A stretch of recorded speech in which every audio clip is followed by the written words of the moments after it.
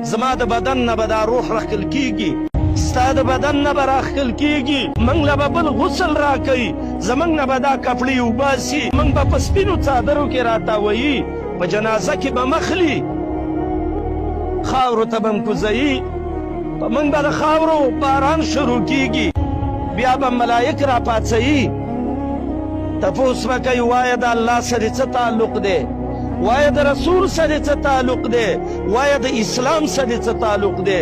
لمثل هذا فلیعمل العاملون.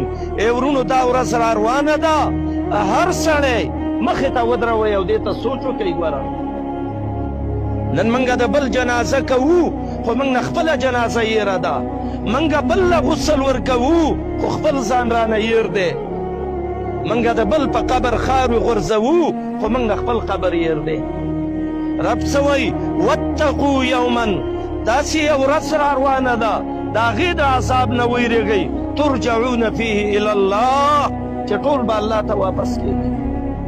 زما ورونو موږ پسې ډېر سخت حالت را روان دی، موږ ودي یو، موږ بې فکره یو، موږ بې سوچه یو، زموږ زړه کې دا درد نه دی راغلی چې یو ورځ د ورځو نه موږ به د دې خاورو میلمانه کېږو.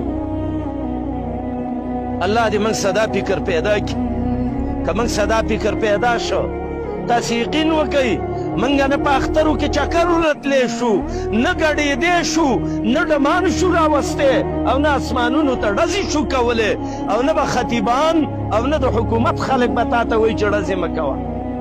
دا خو موږ بې فکره بېهوده او بې سوچه یو. که موږ څه دا سوچ راغی بیا به دا فکر موږ څه نه وي. ډزه څنګه وکم، خوشحالۍ څنګه وکم؟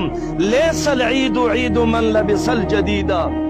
اختر دا نه دی چې ښې جامې واغونده، ولکن العید عید من خاف الوعیده.